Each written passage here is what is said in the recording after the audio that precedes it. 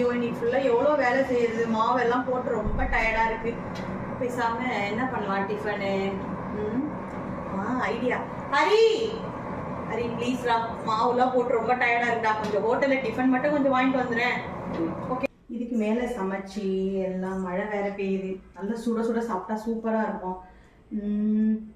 Okay Hari Hari, ரொம்ப போர் அடிக்குதுடா, மழை வேற வெளியே பெய்யுது, கொஞ்சம் பிரியாணி வாங்கிட்டு வந்துடுறேன்டா, ஹோட்டல்ல சாப்பிட்டுக்கலாம் மதியம் லஞ்சு.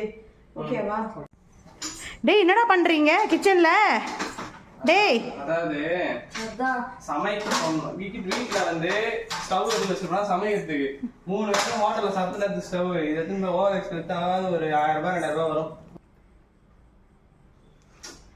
ஓகேடா, அந்த ஸ்டவ் வித்துட்டு அதுல வர காசுலயே நம்ம ஹோட்டல்லே சாப்பிட்டுக்கலாம், மளிகை சாமானாவது மிச்சமாகும், எனக்கும் டைம் மிச்சமாகும். இருக்க முடியாது.